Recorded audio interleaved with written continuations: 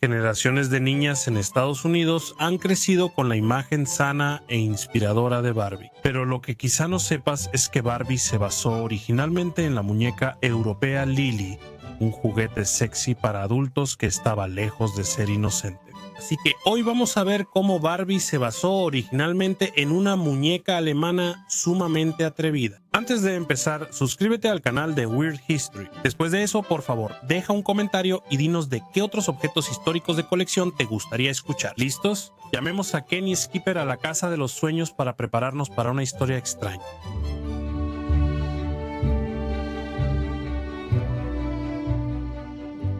En 1952, un tabloide alemán llamado El Bild Zeitung tenía un espacio en blanco que los editores necesitaban llenar. Contactaron al caricaturista Reinhard Boytien para que propusiera algo. Como aún no existían los cuestionarios de qué personaje de Harry Potter eres, ese algo que propusieron fue una tira cómica con una protagonista llamada Lily. Lily era una secretaria atrevida que también trabajaba como escort. Era descrita como una voluptuosa cazafortunas de la posguerra que seducía a pretendientes adinerados. Lily recibía todo tipo de regalos caros de sus benefactores, que le encantaba presumir en los dibujos animados. Los regalos, no los benefactores. No era precisamente el tipo de personaje que uno imaginaría convirtiéndose en la muñeca infantil más reconocible de la historia. A pesar de lo que podrías suponer, en las tiras cómicas Lily era mostrada como ingeniosa y usaba frases y respuestas rápidas e inteligentes. Por ejemplo, mientras caminaba por la calle en bikini, un policía la detuvo y le dijo que era ilegal usar traje de baño de 2 piezas. Ella respondió: ¿y en tu opinión, cuál parte crees que debo quitarme? En otro ejemplar, cubre su cuerpo desnudo con un periódico y le dice a una amiga: discutimos y él se llevó todos los regalos que me dio. Es algo gracioso como en 2 hombres y medio. Su estilo resultó ser el bálsamo que la Alemania de posguerra necesitaba, porque después de un año en el periódico, Lily se volvió tan popular que se tomó la decisión de comercializarla como una muñeca tridimensional. Originalmente las muñecas Lily construidas como se les conocía, nunca fueron hechas para que los niños jugaran con ellas. Eran explícitamente consideradas novedades para adultos y estaban dirigidas a hombres que las compraban en lugares como bares, tabaquerías y tiendas de juguetes para adultos. Según la revista Time, los hombres recibían las muñecas Lily como bromas en despedidas de soltero, las ponían en el auto, colgaban en el retrovisor o las daban a sus novias como recuerdo sugestivo. Debes conocer bien a la chica a la que le das eso, porque esa noche será muy divertida o muy poco divertida. El diseño de la muñeca imitaba la apariencia de Lily en la tira cómica, con maquillaje marcado y una figura muy curvilínea. La muñeca estaba dirigida a hombres adultos y no a niñas, pero una mujer llamada Ruth Handler vio su potencial.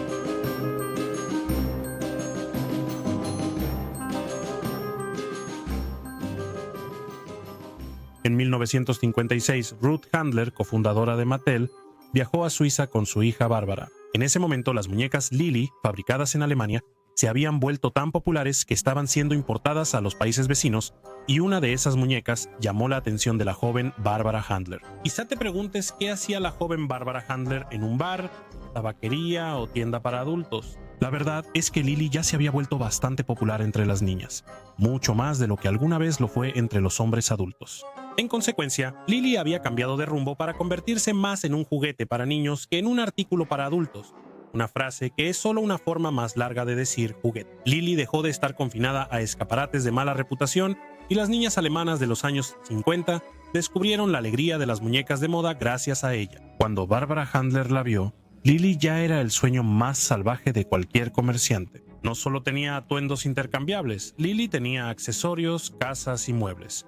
Suena a algo familiar. Después de que Bárbara le mostró las muñecas Lily a Ruth Handler, Ruth decidió comprar 3 de ellas y llevarlas a casa para mostrárselas a su esposo, Elliot, quien también era su compañero cofundador de Mattel. Elliot y la junta directiva de Mattel antes no mostraban interés en las ideas de Ruth sobre una muñeca femenina con cuerpo adulto para niñas, pero ahora vieron una oportunidad de negocio. Los expertos en productos de Mattel se inspiraron tanto que Barbie ya estaba en los estantes de las tiendas estadounidenses para 1959, solo 3 años después.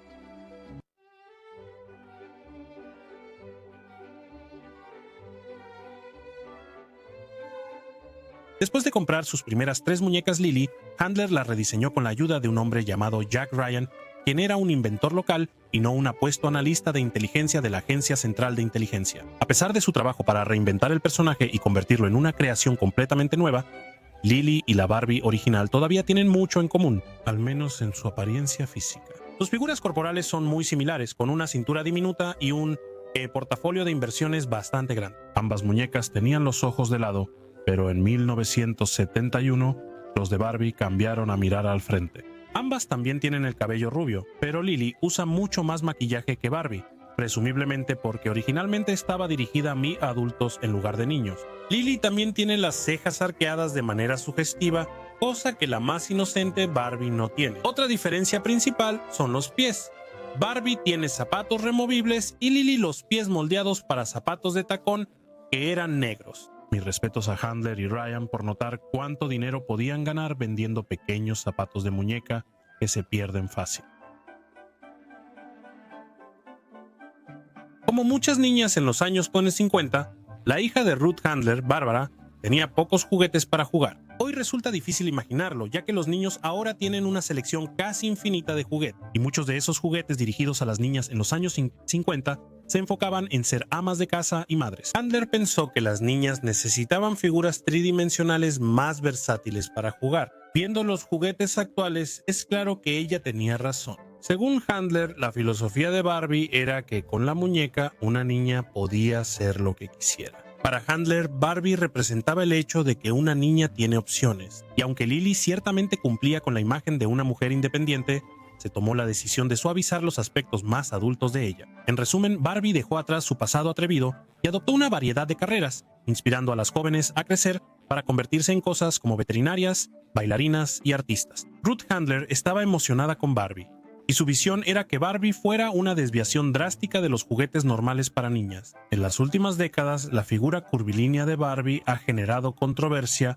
entre quienes afirman que establece expectativas poco realistas para las niñas y daña su autoestima. Aunque es fácil pensar que sus atributos voluptuosos provenían del estatus sexy de Bill Lilly, Ruth Handler dice que mantener la figura de Lily fue idea suya. Para Handler, las niñas necesitaban un juguete que les ayudara a imaginar cómo serían en el futuro. Sabía que su hija reflejaba sus sueños en las muñecas, así que Handler decidió que si la muñeca representaba el futuro de una niña, es decir, la vida de una mujer joven, entonces también debía tener el cuerpo de una mujer joven, y no temía darles a las niñas una expectativa distinta. Como dijo Handler, haría un juego de roles sobre cómo sería a los 16 o 17 años. Era un poco tonto jugar con una muñeca que tenía el pecho plano, así que le puse unos pechos hermosos. Ojalá alguien hiciera algo sobre las expectativas poco realistas que pusieron los tiburones de la calle. Sobre su biografía, Barbie es completamente distinta a la secretaria moderna que la inspiró. Su nombre completo es Barbara Millicent Roberts y, según libros de Barbie de los años 60, es hija de Jorge y Margarita Roberts, del ficticio pueblo de Willows, Wisconsin. Por cierto, ese lugar no existe, así que no pierdas tiempo buscándolo. Pero otra serie de libros de los 90 decía que iba a la Preparatoria Internacional de Manhattan en Nueva York. Es un viaje largo, está recorriendo muchos kilómetros en su auto soñado. Barbie tenía una hermana llamada Skipper, primos gemelos Todd y Stacy, y una relación intermitente con Ken Carson. Incluso para las muñecas, las relaciones son complicadas. Tenía un gran y diverso grupo de amigos, como Teresa, Mitch, Christy y Steven, y más de 40 mascotas oficiales, entre ellas un panda y una cebra. El zoológico de Barbie es más impresionante que el de Tony Montana. Tiene una licencia de piloto y una flota de automóviles. Ha trabajado como sobrecargo, doctora, piloto de NASCAR, astronauta y prácticamente en cualquier otra profesión que puedas imaginar. Barbie ahora viene en más de 22 tonos de piel, 94 colores de cabello, 13 colores de ojos y 5 tipos de cuerpo en total. Eso significa que ahora cada niña puede verse reflejada en Barbie, sin importar cómo luzca, qué quiera hacer de grande o qué animales exóticos quiera traficar.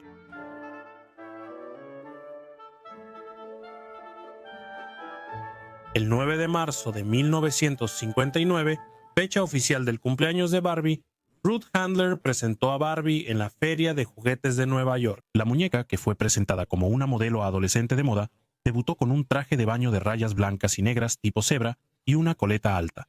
Divertida y elegante, estaba disponible tanto en versión rubia como morena. Pensarías que alguien le habría dicho a Handler que no puede vender como suyo el producto de otra compañía solo por encontrarlo en otro país. Pero aparentemente nadie lo hizo. Los fabricantes de Lily, Greiner y Hauser demandaron a Mattel en 1961, alegando que el fabricante de juguetes había copiado a Lily para crear a Barbie, lo cual indudablemente hicieron, incluso sin saber la historia de Handler, descubriendo la muñeca Lily en Europa y usándola como plantilla para diseñar a Barbie.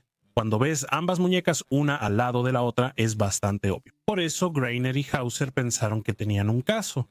Pero por varios tecnicismos legales que ni entendemos y no te vamos a explicar, la demanda se centró en que Handler y Mattel violaron una patente por la articulación de la cadera de la muñeca Lily. Todo esto pudo haber detenido a Barbie por completo, pero como muchos problemas, este se resolvió con dinero. El caso se resolvió fuera de los tribunales 2 años después, y en 1964, Mattel compró los derechos de Build Lily. ¿Cuánto pagó Mattel por los derechos de autor y patente para crear un ícono cultural multimillonario? $21,600, casi lo que cuesta un Mini Cooper. Mientras tanto, Barbie generó alrededor de $1,000 millones en ventas por año solo en la última década. Si guardas silencio y prestas atención, puedes oír a editores de Bild maldiciendo en alemán en algún lugar del mundo. Y con esa compra, Mattel dejó que Lily y su historia turbia se desvanecieran en el pasado, esperando que su conexión con Barbie fuera olvidada.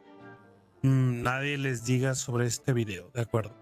A pesar de su imagen reconfortantemente sana, la historia de Lego está llena de caos, incertidumbre y disputas legales. La empresa, valorada en miles de millones de dólares, enfrentó décadas de dificultades para sobrevivir, haciendo que su historia sea casi tan fascinante como sus juguetes. Así que hoy vamos a echar un vistazo a la historia de Lego. Bien, es hora de jugar un poco con algo de historia extraña. En 1916, Ole Kirk Christiansen compró el taller en Boulogne, Dinamarca, que finalmente se convertiría en el lugar de nacimiento de Lego. En ese entonces, Christiansen era carpintero y fabricaba muebles y artículos del hogar, como tablas de planchar y escaleras para ganarse la vida. Cualquiera que haya tratado de iniciar un pequeño negocio sabe que puede ser muy difícil, y para Christiansen fue especialmente complicado. En los primeros años de su negocio, enfrentó varios contratiempos y tragedias. Su taller se incendió en 1924 después de que sus hijos accidentalmente le prendieran fuego. La Gran Depresión llegó en 1929. Y su esposa falleció inesperadamente en 1932, así que no era precisamente lo que llamarías una racha de suerte.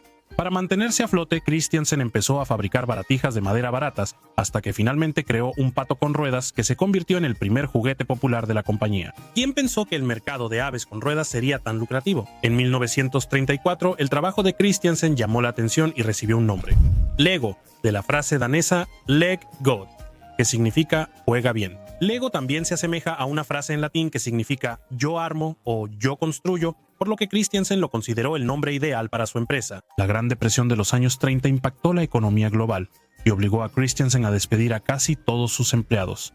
Para sobrevivir, incrementó la producción de juguetes de madera y artículos para el hogar. Christiansen supo aprovechar la moda del yo-yo en los años 30, pero seguía siendo difícil crear un mercado de juguetes en una economía devastada. Es complicado vender juguetes a quien apenas puede costear comida, salvo que sean hamburguesas de juguete o yoyos comestibles. Mientras se acercaba cada vez más a la bancarrota durante la depresión, Christiansen hizo lo que muchos hacen en esa situación. Buscó ayuda financiera en su familia. Sus hermanos aceptaron ayudarlo si dejaba de fabricar juguetes y usaba sus habilidades en una profesión más práctica. Eso puede sonar como una conversación familiar, pero Christiansen se negó y continuó creando juguetes innovadores con piezas móviles únicas. Supongo que eso les enseñará a no rescatarlo. Comenzó a atraer a más público, sobre todo con copias de un juguete original que hizo para sus hijos: un pato de madera con pico móvil.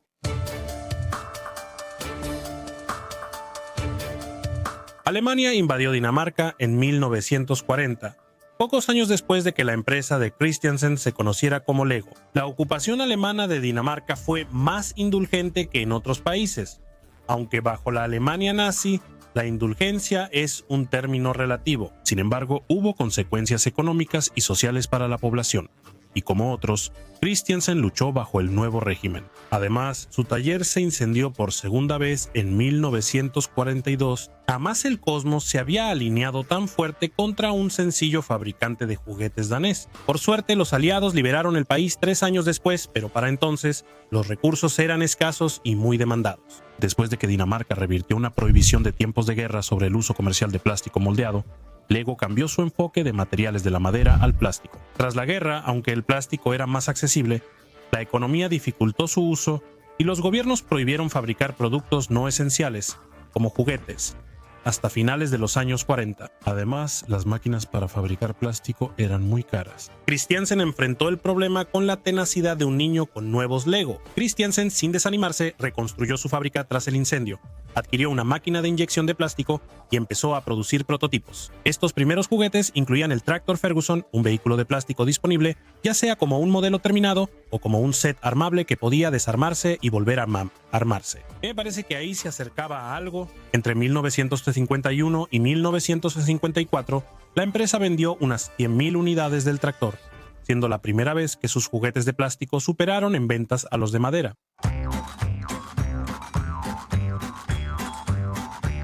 Los primeros artículos que Christiansen produjo con su inyector de plástico fueron pequeños ladrillos cúbicos que encajaban entre sí con un agarre de bloqueo. No era una idea totalmente original. El empresario se inspiró en ladrillos similares que vio en exhibiciones de moldeo de plástico a fines de los años 40. Patentados en Gran Bretaña en 1939, los ladrillos fueron creados por Hilary Fisher Page y fabricados por Kiddicraft. Los ladrillos de Page tenían 4 pernos arriba para encajar con otras piezas. Los Christiansen experimentaron con el diseño y crearon los ladrillos de unión automática, precursores del ladrillo moderno de Lego. Si Lego pudo usar el diseño de Page o solo lo copió sigue siendo debatido. Según el grupo Lego, Kiddicraft permitió el uso del diseño original. Personas cercanas a Page afirman que Heath desconocía el ladrillo Lego antes de su muerte en 1957. Como sea, en 1981, Lego compró formalmente los derechos de los ladrillos Kiddicraft a los descendientes de Page por 45.000 libras, equivalente en 2022 a unas 160.000 libras, o poco más de $200.000 estadounidenses. Eso cuesta apenas más que un barco pirata Lego de colección en eBay. Una ganga por donde lo veas.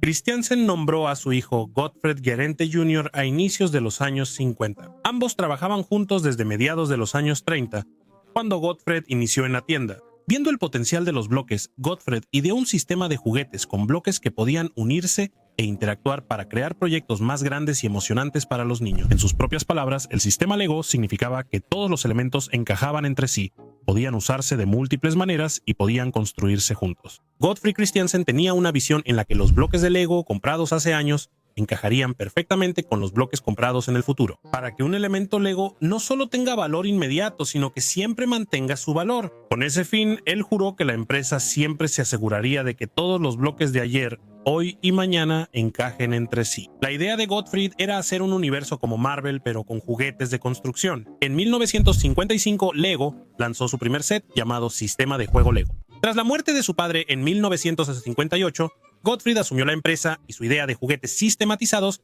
fue el nuevo modelo de negocio de Lego. Ese año, el bloque dio un salto cuántico con el nuevo diseño patentado de pernos y tubos, logrando una construcción más estable y marcando el inicio de la era del bloque Lego como lo conocen los fanáticos. Aunque la mayoría de su producción eran bloques de plástico entrelazados, a finales de los años 50 aún fabricaban juguetes de madera. Después de todo, los juguetes de madera fueron los que le dieron la oportunidad a los Christiansen. Hay que bailar con quien te trajo. En 1958, los productos de madera se vendían bajo la marca Bilofix, una división de Lego especializada en sets que combinaban madera y plástico. Sin embargo, la fábrica de producción de juguetes de madera sufrió otro incendio en 1960. ¿En serio? Ni los que hacen fraudes de seguros ven que sus negocios se quemen tan seguido. Este último incendio fue provocado por un rayo. Realmente parecía que el universo no quería que los Christiansen siguieran fabricando juguetes de madera. La empresa accedió y rápidamente cambió completamente a los plásticos. Esto provocó que 2 hermanos de Gottfried, Carl, Georg y Gerhard, quienes antes dirigían la división de juguetes de madera, dejaran la empresa y Bilofix se volviera independiente. Lego dominó el mercado de los bloques de plástico entrelazados durante varias décadas, pero la última de sus patentes de diseño únicas expiró en 1978 y competidores como Tyco Industries y Mega Bloks no perdieron tiempo en producir sus propios bloques de construcción de plástico. Tyco Industries, luego adquirida por Mattel, demandó a Lego en los años 80 por sus bloques, ofreciendo una alternativa en Estados Unidos. Dicho ganó en tribunales, pero sus bloques nunca se conectaron comercialmente. ¿Lo entiendes? Conectar por los bloques. Muchas disputas de patentes se resolvieron en tribunales internacionales, incluyendo casos de megabloques en Europa en los 90. En 2004 y 2005, la empresa Bestlock de Inglaterra se enfrentó a Lego, lo que llevó a un fallo del Tribunal Supremo de Alemania que permitió a otras compañías crear piezas compatibles con los bloques de Lego. Todos querían una pieza de Lego, lo cual tiene sentido porque las piezas son fáciles de perder. Tras décadas de éxito, Lego reportó su primera gran pérdida en 1998, lo que llevó al despido de unos 1,000 de sus 10,000 empleados. Las demandas por marcas registradas y patentes contribuyeron a la disminución de las ganancias. Junto al aumento de la competencia de juguetes similares, el dominio de los videojuegos y la sobreextensión de la marca en parques temáticos globales, mercados de nicho y entretenimiento original. En 1999, la empresa comenzó a licenciar propiedades populares por primera vez, empezando con sets temáticos de La Guerra de las Galaxias y duplos de Winnie Pooh. Los duplos son ladrillos de Lego más grandes adecuados para niños pequeños. La empresa siguió perdiendo ganancias tras los acuerdos de licencia, pero los exitosos videojuegos temáticos de Lego ayudaron a que volviera a ser sostenible por más de una década. Sin embargo, este movimiento no estuvo exento de controversia entre los fanáticos de toda la vida del enfoque creativamente único de Lego para la hora de jugar. Molly Wood, corresponsal de tecnología, representó a un grupo de padres en un artículo de opinión de 2013 argumentando que los sets licenciados de Lego contradicen el modelo original de la marca. Wood señaló que los bloques de Lego que tenía en su juventud animaban a los niños a aprender cómo construir cosas. Los sets más nuevos solo requieren que los niños sigan de 100 a 300 pasos para armar un vehículo o un entorno específico de un solo uso. Después de eso terminan y pueden pasar al siguiente juguete de marca llamativa. Técnicamente ese es el problema que comparten la mayoría de los juguetes. Una vez que los compras prácticamente se quedan igual. He-Man siempre será He-Man, salvo si tienes la versión con daño de batalla o la que brilla en la oscuridad. Aunque contó con productos licenciados, Lego tuvo pérdidas importantes hasta mediados de los 2000. Un mercado de juguetes cambiante, varios intentos fallidos de innovación y problemas de diseño en la empresa danesa causaron una pérdida de cerca de $340 millones en 2004. El vicepresidente ejecutivo de Mercadotecnia atribuyó la casi bancarrota a la inversión excesiva, el cambio de intereses infantiles y la rigidez del modelo de negocio. La situación era tan grave que el hijo de Gottfried, Kjell Kirk Christiansen, entregó las operaciones a Jørgen Vig Knudstorp, el primer director general que no era de la familia en la historia de la empresa. Sí, estoy de acuerdo. Me sorprende que la fábrica no haya tenido otro incendio misterioso. Este nuevo liderazgo puso mayor énfasis en la subcontratación, la producción y la expansión de oportunidades de comercialización, incluyendo la producción de varias películas basadas en los juguetes. El éxito inesperado de la película de Lego en 2014, que recaudó casi $500 millones, dio a la compañía el impulso financiero necesario. Ahora los fanáticos mantienen los dedos cruzados esperando que Lego pueda construir sobre ese éxito, un ladrillo a la vez. E.T. es una película clásica de los 80, a menudo considerada como una de las mejores películas de aventuras familiares de todos los tiempos. E.T. ganó premios, impulsó carreras de superestrellas y generó mucha mercancía. Sin embargo, uno de estos productos con licencia es famoso por ser el peor videojuego de todos los tiempos. Hoy veremos cómo el videojuego de E.T. llevó a la quiebra a Atari y acabó en un vertedero en Nuevo México. Atari era una empresa estadounidense de videojuegos. Redefinió la percepción de Estados Unidos sobre los videojuegos en los 70 y 80. Atari, fundada por Nolan Bushnell y Ted Dabney en 1972, tuvo una importancia fundamental en la historia de los videojuegos. La compañía dio origen a las máquinas arcade de videojuegos y a la industria moderna de los videojuegos tal como la conocemos. Atari inició como una empresa de videojuegos llamada CZiggy. Si no conoces esa palabra, se refiere a cosas conectadas o correspondientes. Aquí se refería a la relación entre los dos fundadores. Tanto Bushnell como Dabney habían estado trabajando con una empresa manufacturera llamada Notting Associates para ser pioneros en una computadora y pantalla independientes dentro de un gabinete que estaría conectado a una ranura para monedas. Eso permitiría que un jugador viviera una aventura por 25 centavos por intento. Finalmente, tras un punto muerto con Notting Associates, se unieron a Bally Manufacturing para fabricar gabinetes de videojuegos y pinball. La sociedad de Bushnell y Dabney fue exitosa y siguieron creando juegos y productos para Bally. De hecho, le ofrecieron a Bally su siguiente producto, un videojuego llamado Pong. Bally no mostró interés, así que Bushnell y Dabney crearon su propia máquina de Pong y la instalaron en una farmacia Walgreens local para probar la respuesta del público. Y vaya que lo hizo. Pong tuvo tanto éxito que pusieron gabinetes en varios bares y restaurantes locales. Cada máquina generaba unos $400 semanal. En 1972, el dúo fundó Atari Incorporado. Bushnell había reflexionado mucho sobre el nombre de su empresa. Todos los nombres que estaba considerando provenían del juego Go. Atari es la posición de las piedras cuando están en mayor peligro de ser capturadas. Es como la versión del juego en su última resistencia, cuando todo es más peligroso. En 1973, Nolan ya tenía un plan para conquistar el mundo de los videojuegos. Justo cuando estos comenzaban a ganar relevancia, las máquinas de pinball eran muy comunes, pues llevaban décadas siendo una institución. El problema era que los distribuidores de pinball eran reservados y exigían derechos exclusivos cuando Atari les ofrecía juegos. ¿Cómo resolvió Bushnell este problema? Fundó Key Games con su vecino Joe Keenan como empresa paralela. Atari vendía un juego de pinball, luego le cambiaban el nombre y Joe Keenan lo vendía a otro distribuidor. Básicamente estaban ganando el doble de dinero por sus esfuerzos. Esto permitió que Joe Keenan ascendiera a presidente de Atari. Steven Spielberg, como todos sabemos, es posiblemente el director de cine comercial más exitoso de todos los tiempos. Tras subir en el nuevo Hollywood, creó una de las películas más exitosas, E.T. el extraterrestre. En el mundo actual es un poco difícil comprender lo menospreciado que estaba el cine de género en los años 60 y 70. Mucho de eso cambió gracias a Spielberg. Tomó ideas como extraterrestres y animales enormes y las convirtió de historias baratas en relatos humanos con emoción que conquistaron a una generación. Su película E.T. es famosa por popularizar la ciencia ficción para una generación. Utilizó y transformó las ideas de invasores alienígenas y viajes espaciales. Spielberg creó un mundo cinematográfico donde el extraterrestre no era tu enemigo, sino tu mejor amigo perdido hace mucho tiempo. Con esa intimidad emocional llegó la comercialización, así es como obtendremos E.T. el extraterrestre, el videojuego.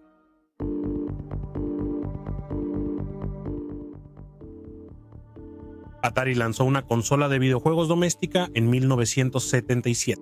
Inicialmente se le llamó Atari Video Computer System. Más tarde se le cambiaría el nombre a Atari 2600. La 2600 costaba $199. Traía 2 palancas y el juego Combat. Atari vendió unas 375,000 unidades al inicio. 1978 no fue tan bien. Atari, anticipando un gran aumento en las ventas, fabricó 800,000 unidades. A pesar de ello, para finales de 1978, solo se habían vendido 550,000 unidades del sistema de videojuegos. Hasta ahora, todos los juegos para el sistema de Atari se programaban y creaban internamente. Para cambiar las cosas, decidieron expandirse y contratar desarrolladores externos. La industria de los videojuegos seguía estando básicamente controlada por Atari en este momento, aunque ya estaban surgiendo nuevos competidores aquí y allá. Activision, creador de juegos legendarios como Kaboom y Pitfall, fue uno de los desarrolladores externos contratados para producir juegos. Activision fue fundada por 4 ex empleados de Atari. Así de rápido estaba creciendo el mercado. Atari empezó a adquirir licencias de juegos arcade populares y a adaptarlos para la 2600. Pac-Man, que fue desarrollado por Namco, vendió cerca de 10 millones en cartuchos. Atari encontró su fórmula: buscar licencias que la gente conociera, convertirlas en juegos y luego sentarse a ver cómo llegaba el dinero. Al llegar la Navidad de 1982, Atari obtuvo una licencia que creían sería su mina de oro: E.T. el extraterrestre. Howard Scott Warshaw fue elegido para programar el juego y era la mayor apuesta segura de Atari. Después de graduarse de la Universidad de Tulane, Warshaw fue contratado por Hewlett Packard, donde trabajó como ingeniero de sistemas multiterminal. En 1981, Atari lo contrató como diseñador y programador de juegos. El primer gran éxito de Warshaw en Atari fue el juego La Venganza de Yar. Originalmente se suponía que sería una adaptación del juego de arcade Castillo Estelar, pero Warshow lo convirtió en algo completamente más único. El juego trató sobre moscas mutantes enfrentando alienígenas. A partir de ahí, fue elegido para adaptar la icónica película de Spielberg Cazadores del Arca Perdida a un videojuego.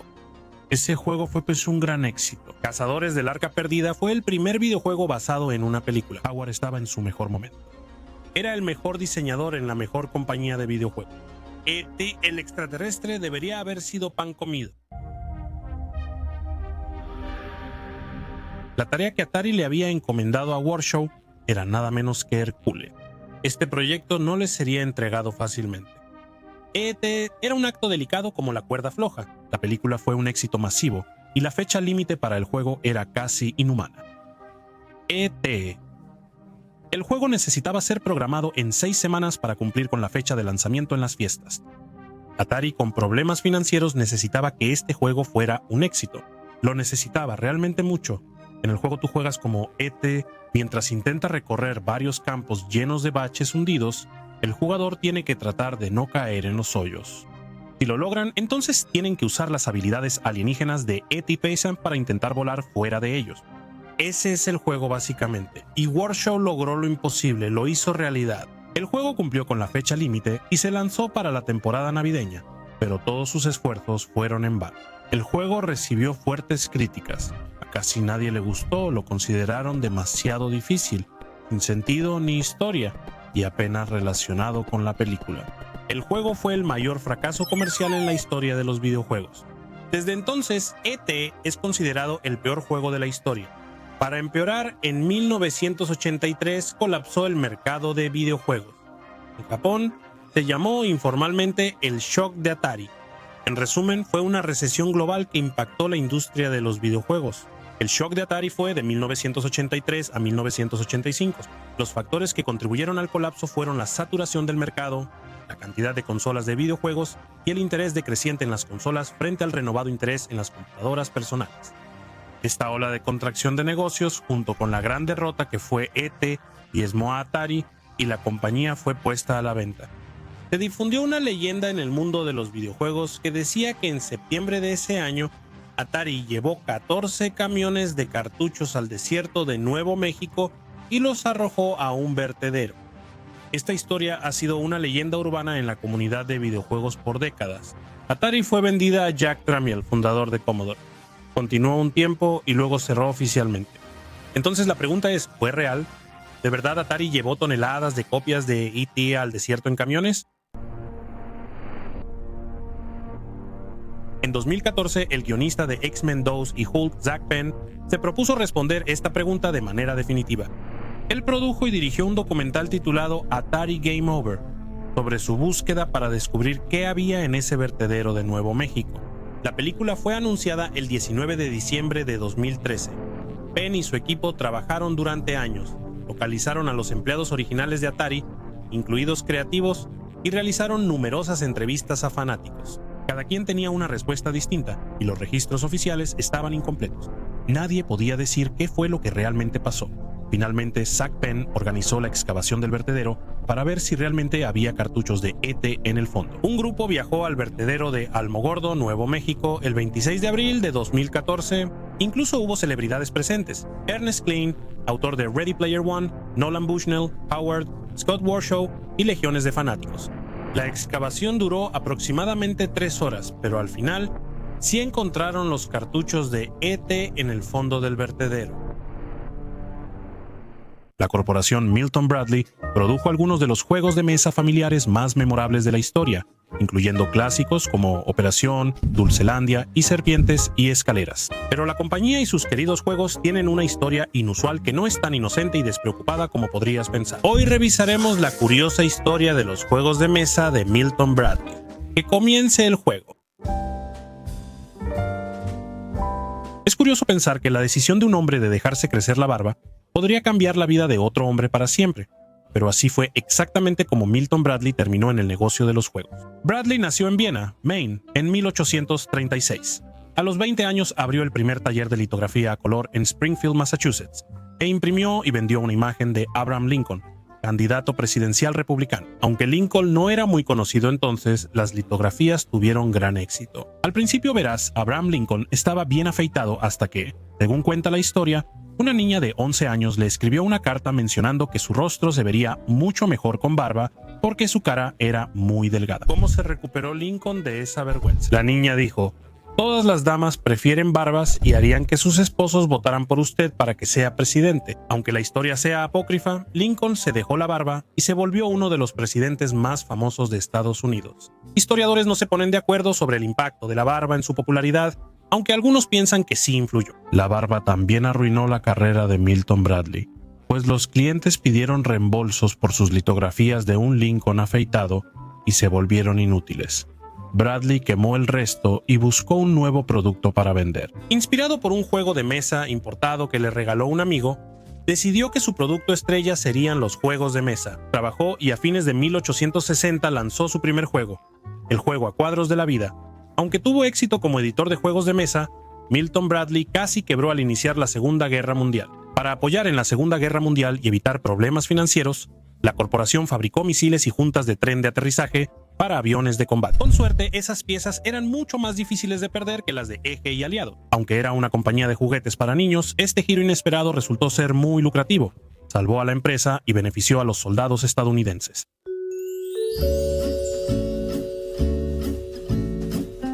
Cuando Milton Bradley creó el tablero de la vida, era muy distinto al juego moderno. Todos sabemos que nadie disfruta la vida cuando después de horas sigues pagando el préstamo estudiantil. $80,000 por estudios de género. ¿Cómo es legal ese préstamo? Aunque la versión actual es solo diversión, la original enseñaba moralidad. El juego, La vida a cuadros, incluía casillas positivas como honestidad, valentía y éxito, y negativas como pobreza, ociosidad y deshonra. El objetivo del jugador era obtener en su viaje aquello que lo hiciera más próspero y evitar aquello que lo retrasara en su progreso. Así que básicamente, mientras no seas perezoso y te mantengas libre de escándalos, tendrás éxito en la vida. A menos que caigas en la casilla del suicidio. Sí, escuchaste bien, una casilla de suicidio. La versión antigua suena como un juego más realista. Quienes caían en esa casilla perdían automáticamente por razones que quedan explicadas por el nombre de la casilla. En cuanto a la casilla de suicidio, las reglas simplemente decían: quien se mueva a suicidio es expulsado del juego. En 1960, el juego cambió su imagen, eligiendo casillas sobre eventos de vida como el servicio de jurado y la adopción en lugar de ociosidad y desgracia. Ser jurado no es divertido, pero es mejor que la cabina de suicidio.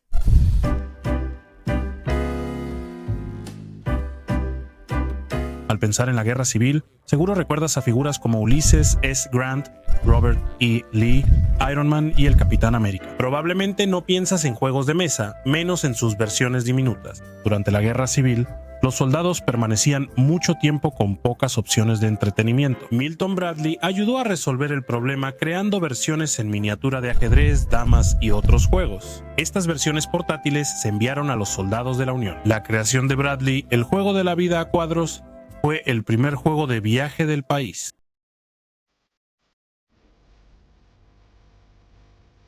En 1946, la maestra Eleanor Abbott se recuperaba de polio en un hospital de San Diego, California. Las repeticiones en streaming de la oficina aún estaban a décadas de existir, así que ella tenía tiempo libre y decidió crear un juego para los niños con polio que compartían la sala con ella. Ese juego resultó ser el ahora clásico Candyland. Abbott hizo el juego de mesa muy colorido e imaginativo porque estaba destinado a servir como una distracción para niños encamados y gravemente enfermos. Ella posiblemente incluso dibujó el arte ella misma, aunque nadie lo sabe con certeza. Los niños con polio ayudaron a Abbott a probar el juego e incluso le sugirieron que intentara venderlo a la compañía Milton Bradley. Milton Bradley compró el juego y lo lanzó en 1949 como reemplazo de su producto principal, los útiles escolares. Candyland se vendía por $1 y superó al anterior éxito de Milton Bradley, Theo Wiggly, haciendo a la empresa un fuerte competidor de Parker Brothers. Candyland sigue siendo extremadamente popular y el juego estuvo a punto de ser adaptado a una película en 2012 antes de que una demanda sobre algunos de los personajes detuviera la producción. Hasta el rey de Candyland enfrenta derechos de propiedad intelectual. No hay escape.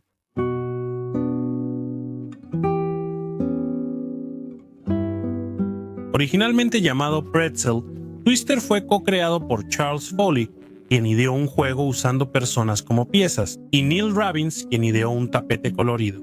La idea fue adoptada por Milton Bradley, pero aunque Twister puede parecer un juego inocente e incluso fue incluido en el Salón de la Fama de los Juguetes en 2015, la experiencia interactiva solía considerarse bastante atrevida. En 1966, el juego fue considerado demasiado inapropiado para el catálogo de Sears. Los críticos incluso llamaron a Twister Sexo en una caja, un título que podría haber hecho que se vendieran más copias. Sin embargo, debido a la reacción negativa, Milton Bradley detuvo la producción del juego. Por suerte para Milton Bradley y los creadores del juego, Johnny Carson y Ava Gabor jugaron Twister en el programa de Esa Noche Ese Año, y esa aparición en televisión lo cambió todo. El segmento mejoró la imagen del juego, y para 1967 se vendieron cerca de 3 millones de ediciones.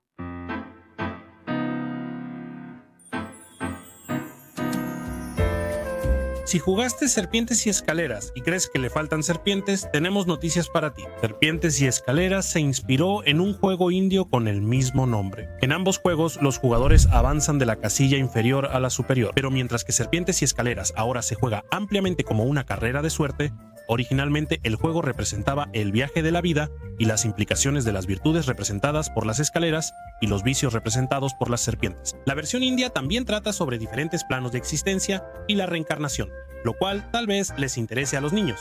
Quizás Serpientes y Escaleras incluya eso en una expansión.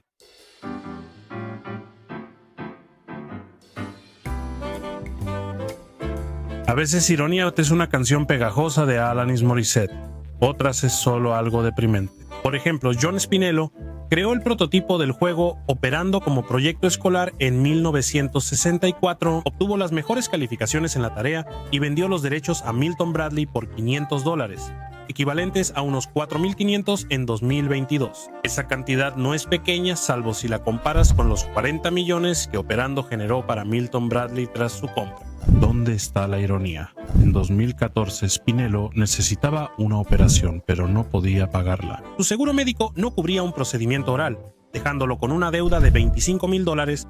Spinello usó financiamiento colectivo y vendió su prototipo original para recaudar fondos. Hasbro, dueño actual de Milton Bradley, intervino para comprar el prototipo y Spinello pudo pagar la cirugía. Hasta 2019 trabajaba como conductor de Uber en Chicago y viajaba por el país, hablando de su vida y vendiendo copias autografiadas de Operación para recaudar fondos para caridad. Nada mal para el creador de un juego que nos hizo odiar la forma de los baldes que no eran posible agarrar.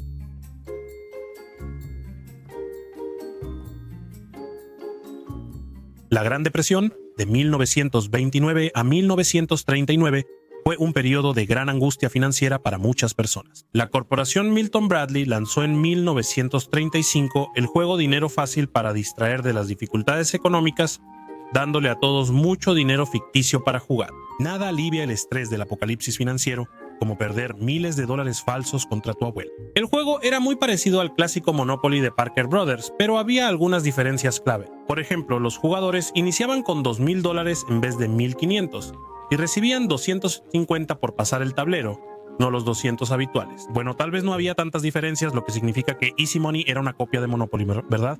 Bueno, más o menos. La verdad es que Monopoly no era tan original para empezar.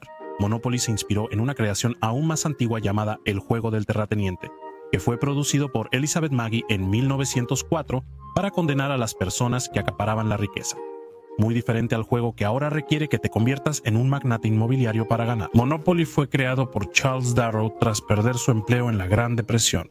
Intentó venderlo a Milton Bradley, pero rechazaron el juego. Por último, Parker Brothers aceptó la propuesta y vendió Monopoly exitosamente. De hecho, tuvo tanto éxito que Darrow fue el primer inventor de juegos en convertirse en millonario. Nada mal para un juego que en realidad nadie puede terminar. Milton Bradley lanzó Easy Money para competir con la popular idea de Darrow, pero Parker Brothers los demandó por imitación y ganó. Bradley tuvo que licenciar las patentes de Monopoly y sacar una nueva versión de su juego. Elizabeth Magie antes había intentado vender el juego del terrateniente a Parker Brothers. La rechazaron y luego eligieron Monopoly. Finalmente terminó vendiendo su patente a Parker Brothers, quienes presumiblemente la compraron para evitar que ella los demandara por Monopoly.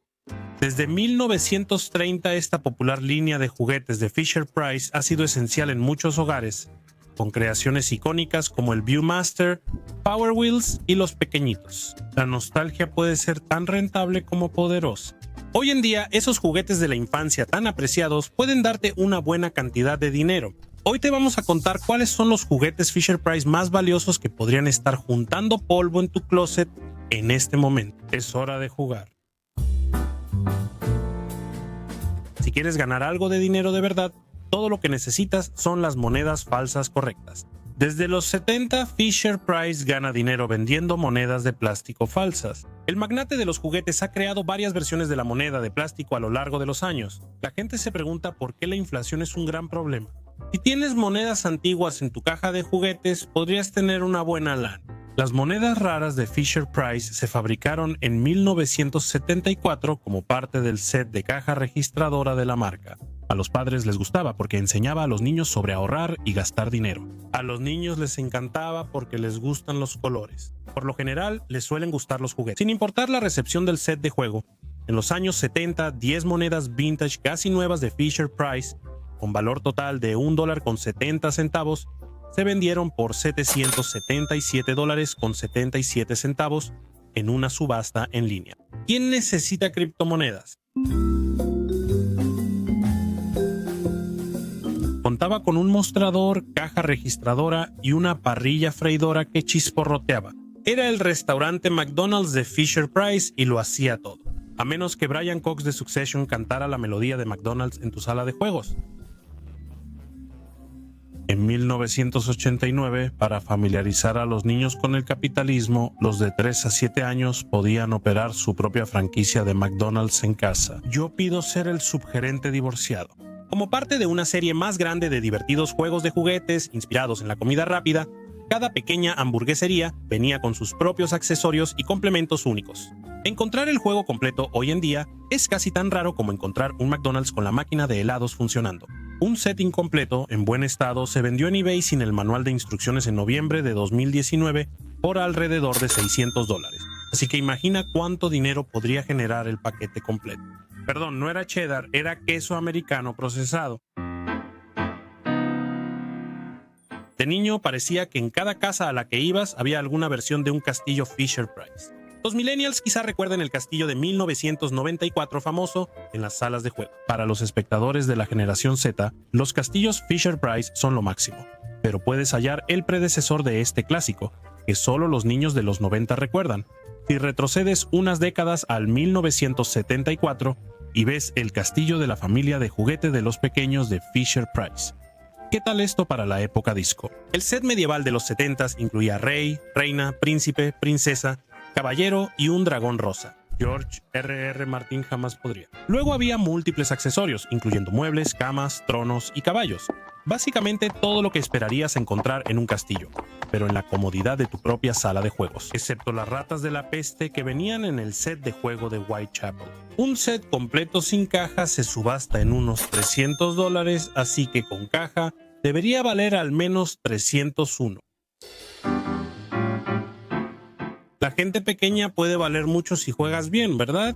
En 1990, Fisher-Price lanzó un McDonald's donde la gente pequeña podía comer combos y vomitar sus papas en el área de pelotas del mini parque. Imaginamos que las pelotas eran microscópicas. El set imitaba restaurantes reales de McDonald's e incluía 31 de esas personas pequeñas, 9 autos, algunos productos de comida rápida y una ventanilla de autoservicio. Y por alguna razón extraña, personajes de Plaza Sésamo. A Elmo quizá no le guste Rocco, pero le fascinan sus McNuggets. Fue tan popular que un set se vendió en eBay por $339.99. Piensa en cuántos Double Quarter Pounders se podrían comprar con ese tipo de dinero de gente pequeña. Estamos viviendo a lo grande con el menú de $1. La guardería de Little People fue un set de juguetes lanzado en 1978.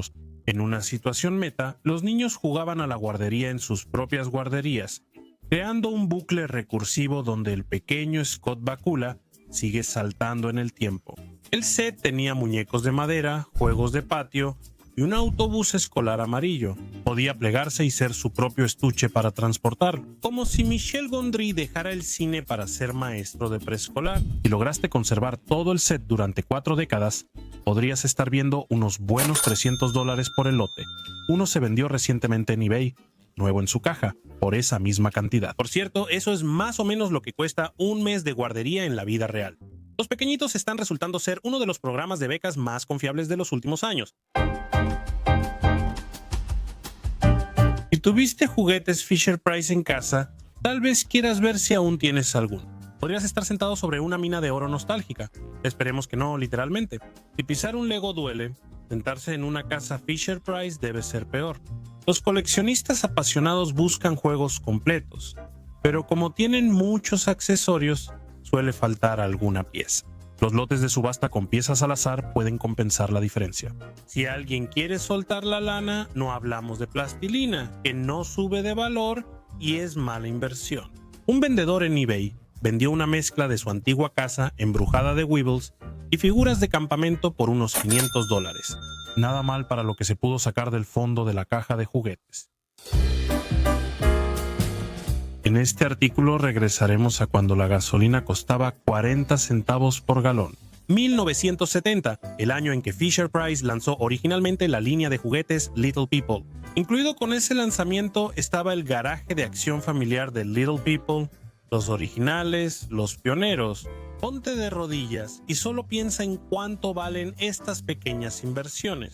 Aunque este set extra vintage incluía pocos accesorios como autos, un elevador, una bomba de gasolina desmontable y un elevador funcional, es muy buscado por coleccionistas de juguetes retro y quienes quieren jugar rápido y furioso.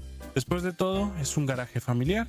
Estos accesorios y un garaje en buen estado podrían darte hasta $300 con el comprador adecuado. Si realmente quieres pensar como un mecánico, intenta que te paguen más sin razón válida.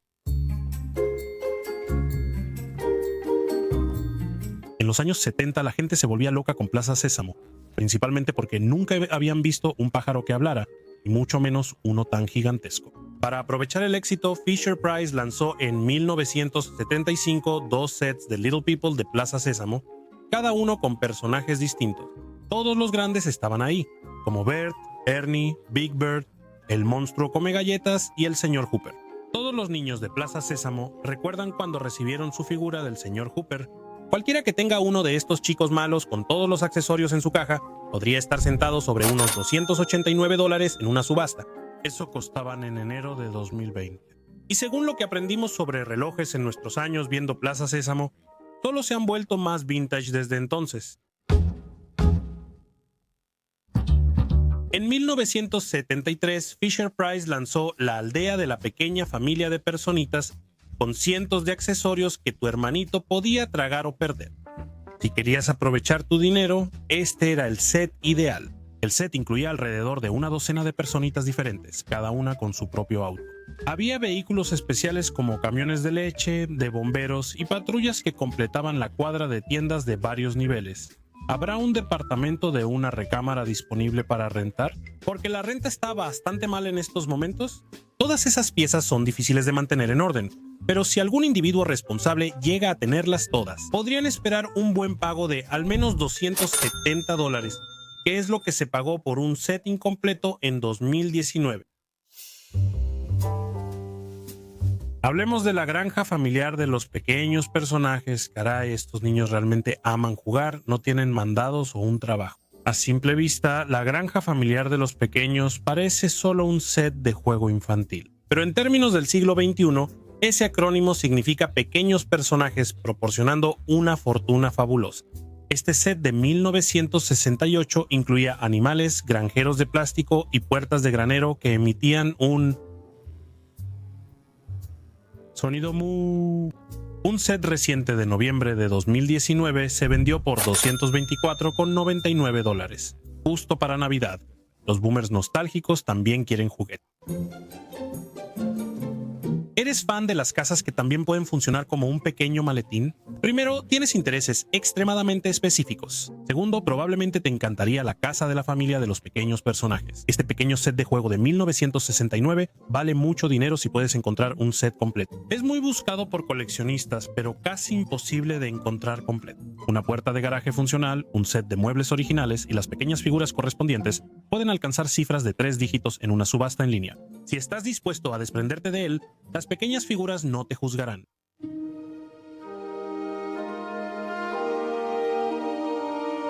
Las palabras que más emocionan a los coleccionistas de juguetes son vintage y edición limitada. Como unos jeans azules realmente geniales, este siguiente tiene una fecha de fabricación de 2010, que quizá no sea vintage, pero sin duda fue de edición limitada.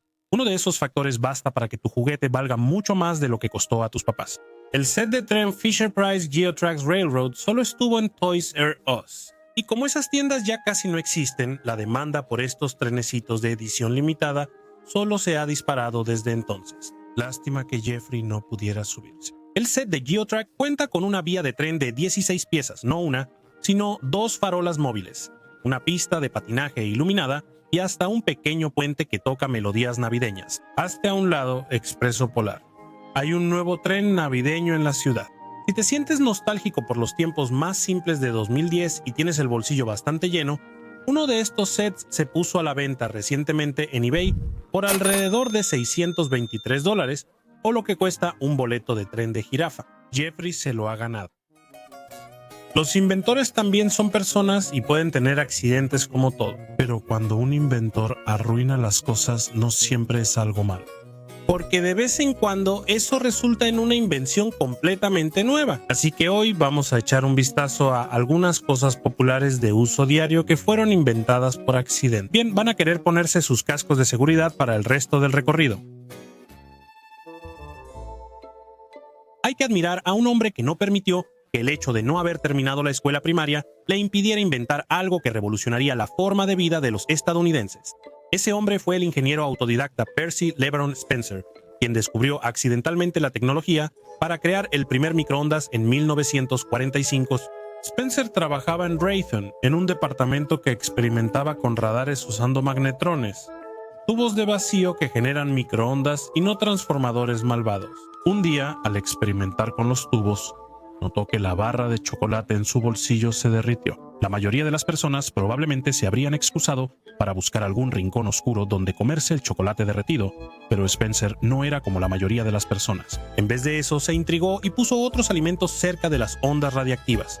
Los granos de maíz explotaron y los huevos vibraron antes de reventar. Spencer pensó que la energía del tubo de vacío podría cocinar rápido los alimentos expuestos a corrientes menos densas. Spencer hizo una caja de metal para bloquear las ondas radiactivas, ya que no podían pasar por el metal. Al notar que su descubrimiento cocinaba alimentos más rápido que un horno tradicional, solicitó una patente en octubre de 1945. En mayo de 1947, el Hotel Statler en Boston se convirtió en el primer restaurante en probar comercialmente el horno de microondas Radar Range, pero pasó tiempo antes de que este electrodoméstico de moda llegara al 90% de los hogares estadounidenses. Eran costosos y casi tan grandes como un horno convencional, lo que los volvía poco prácticos para la mayoría de los hogares. Además, muchos clientes potenciales se preocupaban de que exponer la comida a la radiación de microondas pudiera producir efectos secundarios dañinos o superpoderes extraños, o viceversa. En 1967, Raytheon finalmente produjo el primer sistema lo suficientemente pequeño como para caber en una encimera típica estadounidense.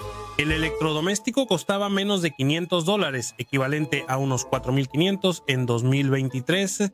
No te burles, cada año pagas $70 por un nuevo Call of Duty.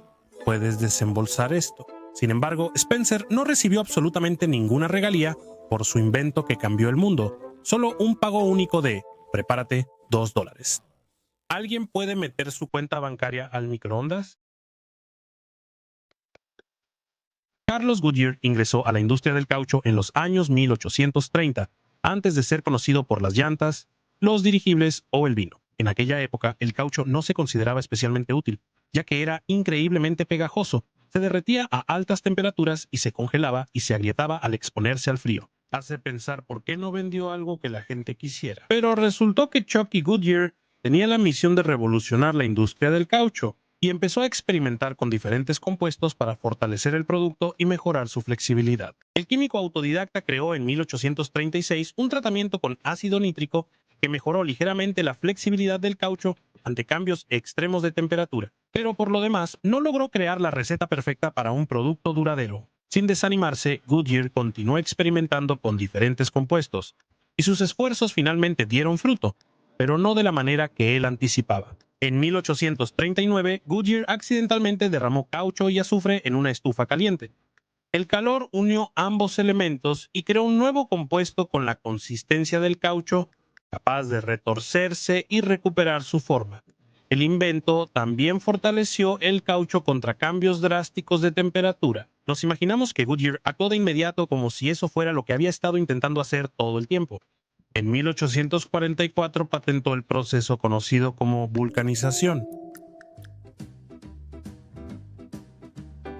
¿No odias cuando intentas desarrollar usos para derivados del alquitrán de hulla, pero accidentalmente inventas un sustituto de azúcar sin calorías? Eso le ocurrió al investigador de la Universidad Johns Hopkins, Constantin Fahlberg, en 1897. Después de trabajar toda la mañana, se sentó a almorzar sin lavarse las manos. Cuando se dio cuenta de que había un residuo dulce en sus dedos, regresó al laboratorio para investigar su origen. Suponemos que tuvo que admitir ante sus compañeros que no solía lavarse las manos antes de comer. Al probar pequeñas muestras de cada químico que había usado ese día, Fahlberg finalmente se dio cuenta de que la sustancia distintivamente dulce era sulfamida benzoica, un químico 300 veces más dulce que el azúcar común. Monsanto abrió sus puertas corporativas en 1901 vendiendo el químico como un producto llamado sacarina, que es la palabra en latín para azúcar.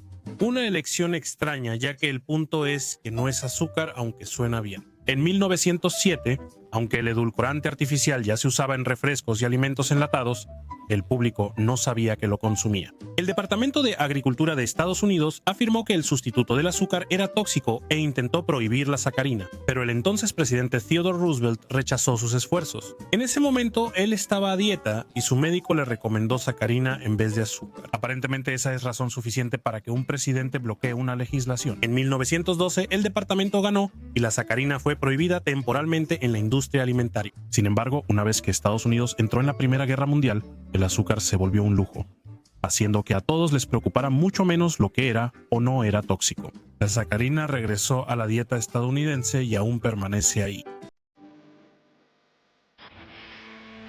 ¿Cuál crees que es el invento más importante en la historia humana? Probablemente dijiste plástico de burbujas. Pero en el momento de su invención, Alfredo Fielding no estaba pensando en cómo revolucionar el embalaje postal. Él y su socio Marc Chavans intentaban crear un papel tapiz texturizado para atraer a la multitud beat de finales de los 50 y principios de los 60. El concepto original incluía dos cortinas de baño de plástico fundidas juntas para crear un revestimiento de pared único, pero el resultado final estaba salpicado de burbujas de aire. No era tan atractivo como Fielding y Chavans pensaron. Al descartar el papel tapiz, pero confiando en su invento, el dúo registró más de 400 patentes sobre máquinas y técnicas de laminado y gofrado. En 1960, IBM presentó su sistema de procesamiento de datos 1401, considerado el modelo T de la computación. La empresa requería una manera segura de transportar equipo delicado, lo que la hizo cliente ideal del producto de Fielding y Giovanni. IBM confió en el plástico de burbujas para proteger sus computadoras, lo que llevó a que otras empresas pequeñas también lo adoptaran. Desde entonces, personas en todas partes han peleado por quién se queda con el plástico de burbujas para tronarlo después de abrir un paquete. Una vez que empiezas a explotar burbujas, no puedes parar. El champán generalmente se considera una bebida alcohólica elegante reservada para celebraciones, lo cual es irónico, ya que originalmente se consideraba un producto fallido y una clara señal de prácticas de vinificación de baja calidad. Así que, salud. En el siglo XV, los monjes benedictinos de la abadía de Ovier en Champagne, Francia, empezaron a embotellar vinos tintos y blancos en cada cosecha. El jugo de uva se transforma en vino mediante fermentación. Cuando las botellas hechas por los monjes fermentaban en meses cálidos, el proceso se detenía con el descenso de temperatura en las alturas. Una vez que la temperatura exterior volvía a subir, la fermentación se reiniciaba. Sin embargo, la pausa en el proceso y los cambios de temperatura provocaban que se formara un exceso de dióxido de carbono en el vino. A veces, las botellas incluso explotaban en la bodega antes de ser abiertas, y una vez abiertas, a menudo se consideraban demasiado efervescentes para beber. Durante siglos, el vino de los monjes era visto como de baja calidad, por lo que en 1668 la Iglesia Católica pidió a Don Pierre Perignon controlar la efervescencia. Aunque frenó el segundo ciclo de fermentación, la realeza francesa y sus invitados terminaron amando las burbujas en los lotes fallidos de vino. Que coman pastel y que beban burbujas. Con el aumento de popularidad, el proyecto de Dom Perignon necesitaba una mezcla con más burbujas que no explotara en la botella. Actualmente, las botellas de champán más exclusivas se embotellan y fermentan igual que lo hacían los monjes del siglo XV, lo hacían accidentalmente. En 1968, 3M contrató a Spencer Silver para crear un adhesivo fuerte. Él inventó algo que llamó una microesfera, lo cual la empresa consideró un fracaso épico. Porque, bueno, no funcionaba. Era muy fácil despegarlo pegado con el pegamento de Silver. Aunque el adhesivo fácilmente removible no era lo que la empresa esperaba, Silver seguía convencido de que el invento tenía que ser útil de alguna manera. Una postura valiente, considerando que no descubriría exactamente cómo era útil el invento hasta 1975.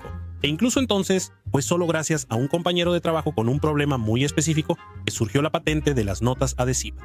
Art Fry, compañero de trabajo de la empresa 3M, participaba regularmente en el coro de su iglesia y se encontraba con un problema recurrente cada domingo. Aunque marcaba las canciones que pensaba cantar en su himnario el miércoles por la noche, para el domingo, muchos de los marcadores se habían caído de las páginas. Al ver que el adhesivo removible de Silver era ideal para fijar separadores, ambos impulsaron durante 6 años en 3M la comercialización de los blocs adhesivos. Finalmente la empresa cedió y lanzó el producto en 1980. Las notas Post-it fue un éxito inmediato y generaron mucho dinero. La revolución industrial de 1760 a 1840 transformó para siempre los negocios en Estados Unidos. Las fábricas de producción en masa reemplazaron rápido a las pequeñas empresas y la industria del queso no fue la excepción, para disgusto de los ratones que preferían negocios locales. Aunque los fabricantes de queso siempre habían experimentado una pequeña cantidad de desperdicio inevitable durante el proceso de producción, las compañías manufactureras de queso se dieron cuenta de que mientras más rápido producían un producto, más piezas sobrantes e inutilizables tenían que desechar. Para resolver el problema, el quesero Emil Fry unió las piezas deformes y rotas en un solo bloque uniforme. Para 1918, notó que al añadir suero a los restos, podía derretir y remodelar el producto antes desechado en un nuevo bloque de queso. Fry nombró su invento Velveta para sugerir un producto suave y aterciopelado, y Kraft empezó a venderlo en 1927. Como el suero aportaba más carbohidratos y minerales, Kraft promovió el producto como opción más saludable frente a otros quesos, pero como la marca inicialmente intentó competir con otros quesos en rebanadas, a nadie parecía importarle su capacidad para mantenerse unido. Solo les importaba que se mantuviera cremoso y suave al derretirse. La estrategia publicitaria evolucionó poco a poco para resaltar esa cualidad única. Ese oro líquido ha mejorado nuestro macarrón con queso y se volvió un dip desde entonces. Todos tuvimos ese juguete que nuestros padres se negaron a comprarnos porque era demasiado peligroso. Aunque a veces parece que los padres simplemente no entienden, algunos juguetes supuestamente inofensivos han causado tanto daño que el gobierno hizo que desaparecieran para no volver a ser vistos nunca más. Así que hoy estamos pagando demasiado en eBay por los juguetes infantiles más polémicos que fueron prohibidos. Bien, junta toda esa mesada y vámonos de compras. Power Wheels. El único juguete capaz de convertir hasta al niño más molesto en la envidia del vecindario. ¿Recuerdas cuál es? Desde su lanzamiento inicial en 1984, los vehículos Power Wheels les han dado a los niños de entre 2 y 7 años la oportunidad de andar a toda velocidad a hasta 8 kilómetros por hora. En octubre de 1998, esos juguetes geniales se volvieron demasiado calientes para manejar.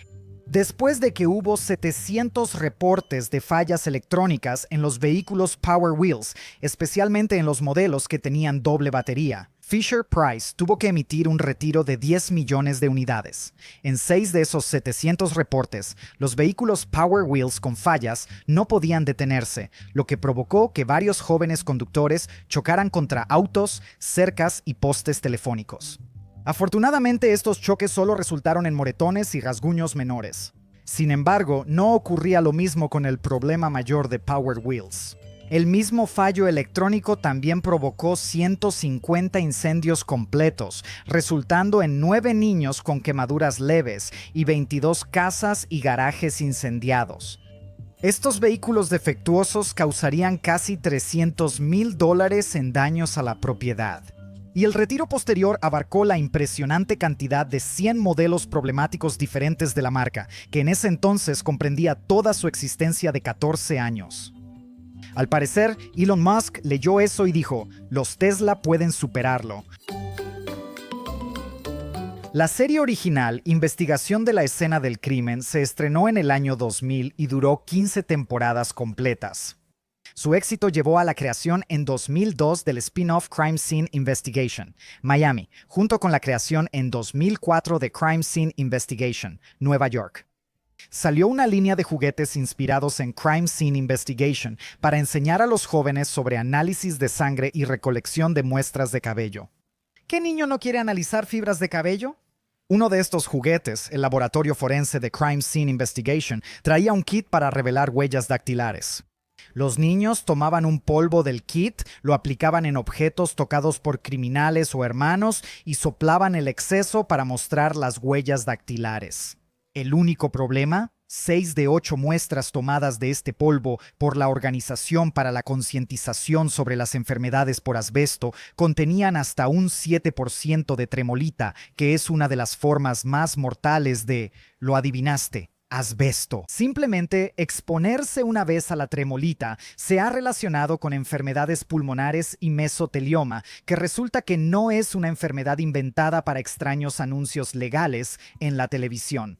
A pesar de todo esto, el fabricante chino del laboratorio forense Crime Scene Investigation afirmó haber realizado sus propias pruebas y dijo que no se encontraron rastros de asbesto. Asimismo, el juguete continuó vendiéndose en tiendas de juguetes de Estados Unidos casi 2 años más. 3 laboratorios independientes certificados por el gobierno de Estados Unidos investigaron las afirmaciones y todos hallaron asbesto en el polvo del juguete. El laboratorio forense Crime Scene Investigation finalmente fue retirado de las tiendas en 2009 y, como era de esperarse, pronto comenzaron a llover demandas por todos lados. Supongo que los juguetes han vuelto a la ciudad. Actualmente, al pensar en juegos de jardín, la mayoría recordamos cornhole, bochas o el clásico badminton. Pero en los años 80, un tipo de diversión completamente diferente en el jardín estaba arrasando en todo el país. Llegan los yards. Los yards, a veces llamados dardos de jardín, eran básicamente una versión gigante de los dardos que encontrarías en un bar típico. Estos eran para clavarse en el suelo, no en tableros especiales. Y si estás pensando que eso no parece seguro, cállate, soplón. No arruines esto para los demás. El juego era similar a las cerraduras. Aros de plástico se colocaban separados y los jugadores intentaban clavar el objeto dentro de ellos. Un tiro al centro otorgaba 3 puntos y uno fuera del centro daba 1 punto a los jugadores. Pero si lograbas clavar tu dardo en el pie de tu oponente, ganabas instantáneamente porque tu oponente tenía que ir al hospital. Yard mandó a más de 6,000 personas a la sala de emergencias en apenas 8 años, 81 de las cuales tenían 15 años o menos. Lo peor es que la mayoría de las lesiones eran en la cabeza y cara, lo que en muchos casos causaba desfiguraciones permanentes. Se desataron batallas legales y brevemente los yards fueron prohibidos en Estados Unidos. Tras la impugnación de los fabricantes, se llegó a un nuevo compromiso. Estos fabricantes podían volver a fabricar y vender yards, pero ya no podían promocionarlos para niños ni venderlos en las tiendas de juguetes de Estados Unidos. Desde entonces, todo el empaque de yards llevaba etiquetas advirtiendo lo peligrosos que eran. A pesar de estas precauciones, los padres seguían permitiendo que sus hijos jugaran con yards. En 1987, Michelle Snow, de 7 años, fue la primera víctima mortal de los dardos de jardín cuando su hermano lanzó accidentalmente un yard sobre la cerca y le cayó en el cráneo.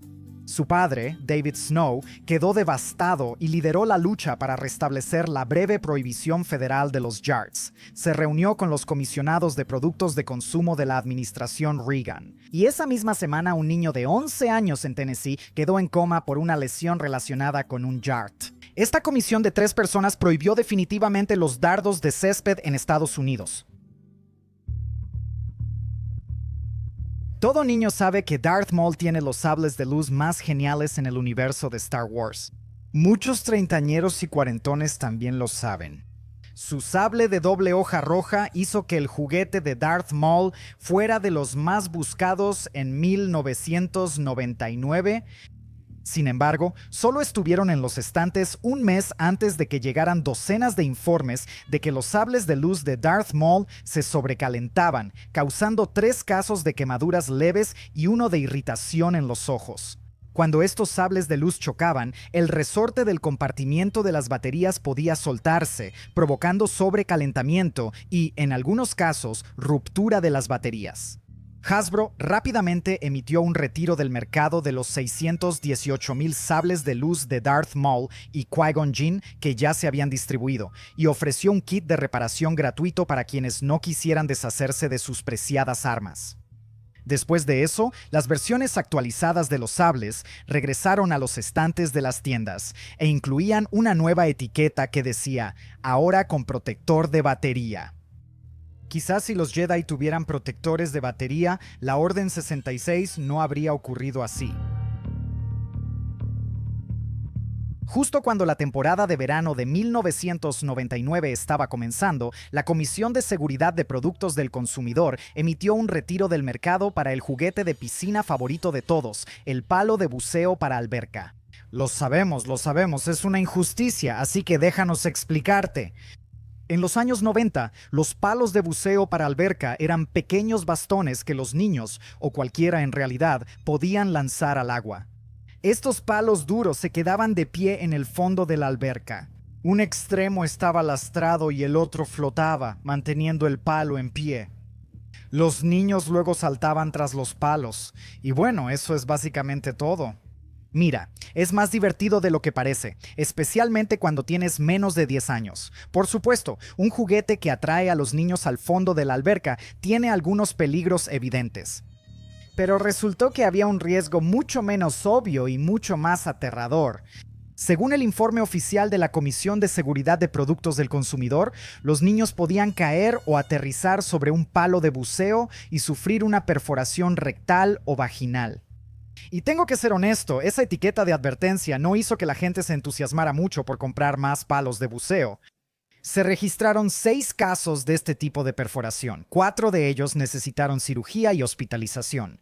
En otro caso, una niña se golpeó la cara con un palo y sufrió una laceración bajo el ojo que requirió puntos de sutura.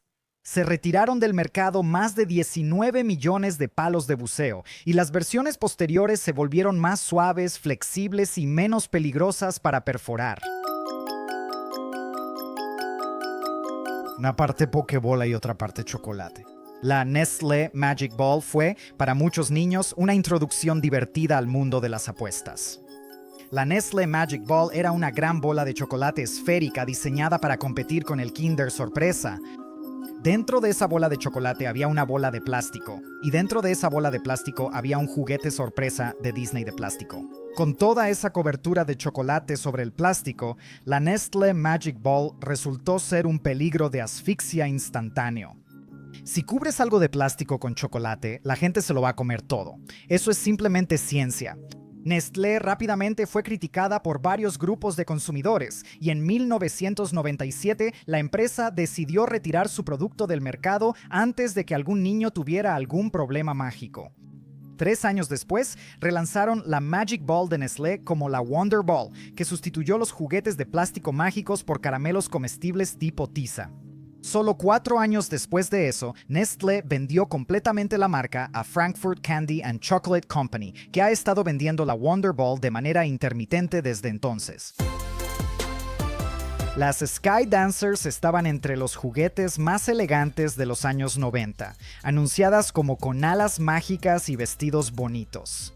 Hasta ahora no hay señales de alerta evidentes. Básicamente, eran hélices en forma de muñeca, con alas en las puntas de sus brazos. Y venían en varios estilos diferentes, incluyendo las Sky Dancers de luz bonita, las Fairy Flyers, las Mini Sky Dancers e incluso una variante de McDonald's que se podía encontrar en las cajitas felices de 1997. Los niños podían colocar estas muñecas en las plataformas de lanzamiento, jalar las cuerdas de las plataformas y dejarlas volar. Y vaya que volaban. Estas princesas hadas salían volando por toda la habitación y en 170 casos reportados llegaron a romper dientes, fracturar costillas, causar conmociones cerebrales, cortar caras y provocar ceguera temporal al rasguñar las córneas de las personas. Pero mira toda esa elegancia. Lanzadas en 1994, estas pequeñas bailarinas feroces giraron 6 años en el mercado antes de que se notara su comportamiento violento.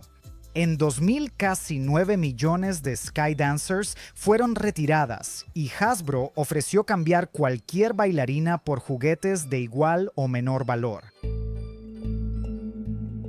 Entre 1998 y 1999, más de 2 millones de Furbies llegaron a hogares estadounidenses. Estas pequeñas y peludas criaturas eran los primos lejanos, legalmente distintos, de Gizmo el Mogwai y no paraban de hablar. Les daban a los niños la oportunidad de cuidar criaturas, alimentarlas, jugar y hablarles.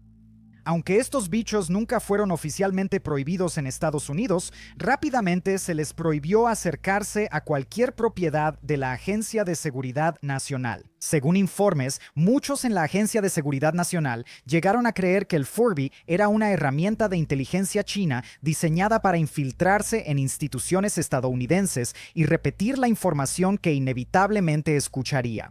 Como tu teléfono. En enero de 1999, los Furbies fueron prohibidos en la Agencia de Seguridad Nacional. El dueño de Tiger Electronics, la compañía que producía los Furbies, más tarde publicó una respuesta diciendo que Furby no tenía absolutamente ninguna capacidad de grabar nada en absoluto. Pero, ¿no es exactamente eso lo que Furby quiere que pienses? La Agencia de Seguridad Nacional eventualmente revocó su prohibición, permitiendo que sus agentes disfrutaran de sus pequeños y espeluznantes peluches favoritos mientras escuchaban las conversaciones privadas de sus compatriotas. El Furby original fue descontinuado en 2002, pero desafortunadamente para Estados Unidos, en 2023, Hasbro decidió traer de vuelta al Furby una vez más. Dado que casi todos los productos de consumo en 2024 nos graban de alguna forma, quizás sea seguro desconfiar un poco del nuevo Furby de tu sobrina. En 1909, tras ser elegido presidente, William Howard Taft se enfrentó a su mayor oponente hasta entonces. Y no era una gran empresa ni alguna potencia extranjera, era el oso de peluche. Durante un año, los seguidores de Taft intentaron sustituir al oso de peluche por un nuevo peluche llamado Billy Zarigüeya. En serio, ese también fue un asunto bastante importante. Hoy veremos cómo el presidente Taft intentó que Billy Zarigüeya fuera popular por celos del oso de peluche. No puedes encerrar esta historia de la zarigüeya en una jaula. En noviembre de 1902, Theodore Roosevelt, elegido presidente de Estados Unidos en 1901, fue a Mississippi a cazar osos con el gobernador Andrés H. Mongino. Sin embargo, mientras la mayoría de los cazadores atraparon un oso, el decepcionado presidente no encontró ninguno para dispararle. Para evitar que el jefe se fuera decepcionado, los asistentes de Roosevelt encontraron un oso negro, lo golpearon y amarraron a un árbol para que el presidente lo rematara. Sin embargo, el viejo Teddy se negó. Sintió que la situación hacía que la caza no fuera deportiva y, como deportista, no le interesaba ese tipo de cosas. Sin embargo, hizo que sacrificaran al oso para terminar con su sufrimiento. El 16 de noviembre de 1902, el caricaturista Clifford Berryman usó el incidente en su trabajo en el Washington Post. A Roosevelt no le gustó especialmente la caricatura, que originalmente mostraba a un oso negro adulto. Berryman cambió la imagen por un osesno, lo que atrajo la atención de los fabricantes de peluches Morris y Rose Micro.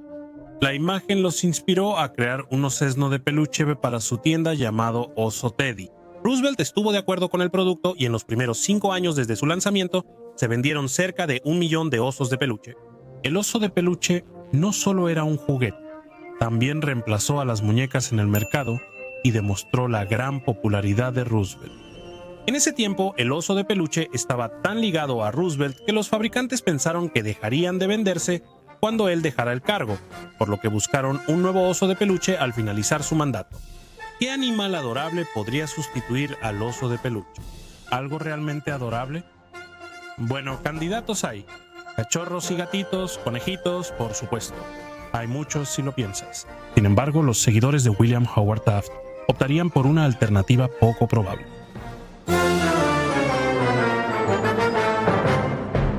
La idea de Billy Possum surgió por primera vez en un banquete en Atlanta en 1909.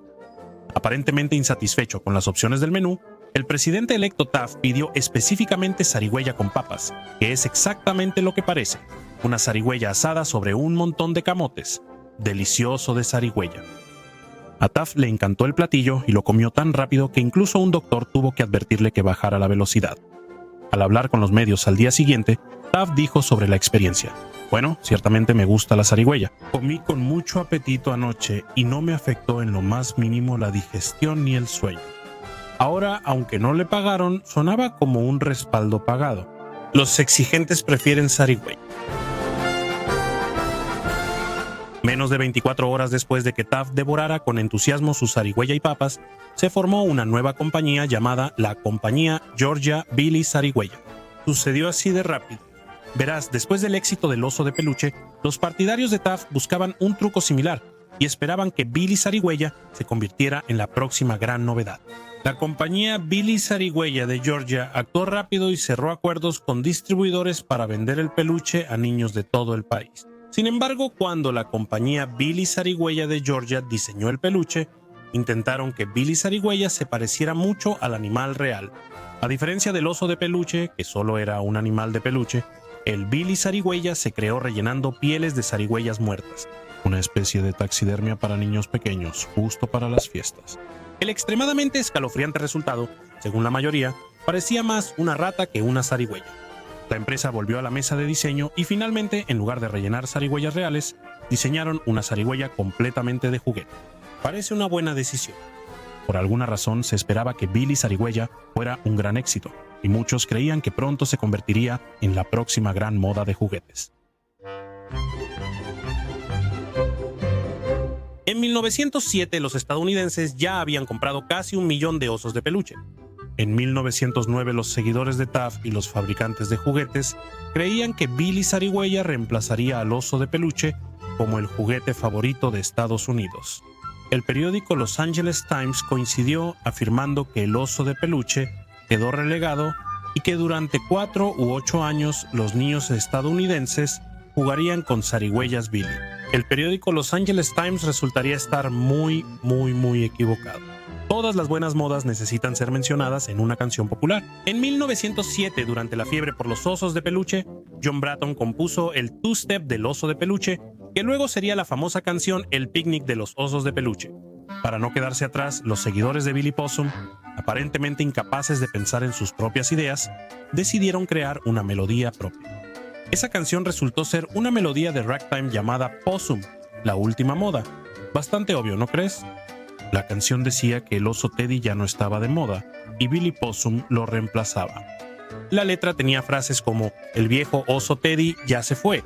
Ahora que Billy Possum llegó a la ciudad, no sirve poner excusas ni hacer un escándalo o fruncir el ceño. Luego empeora un poco.